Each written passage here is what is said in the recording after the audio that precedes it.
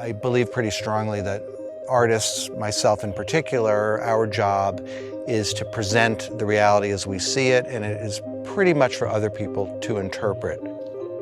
There are essentially two kinds of these large pieces that I've done all around the world and the United States. One I call layerings. Layerings essentially are held together by gravity, and they speak to geology and how the planet is put together.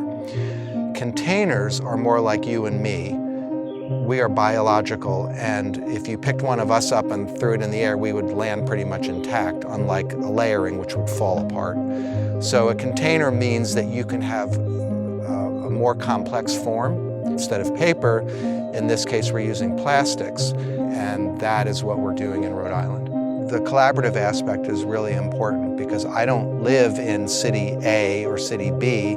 I'm reliant on the people on the other end to poke around and see what's available, and given their sources, they're going to typically find something that I wouldn't have found and wouldn't have thought of. Out of that often grows really good results.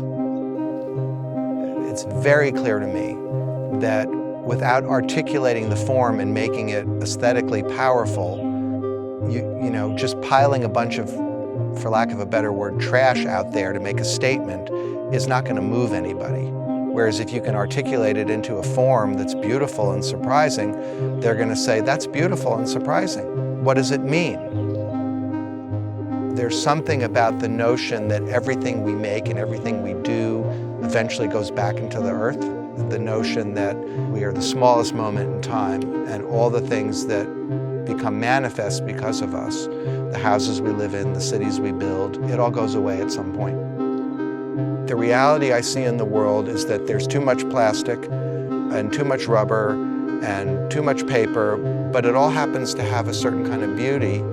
What triggers our emotions and what triggers our aesthetic response, which can be joy, it can be disgust, it can be any number of things, is not really understood until it is framed within vision. And it can then not be translated into words. And that's the whole point of visual art. And that's been my commitment for my whole career.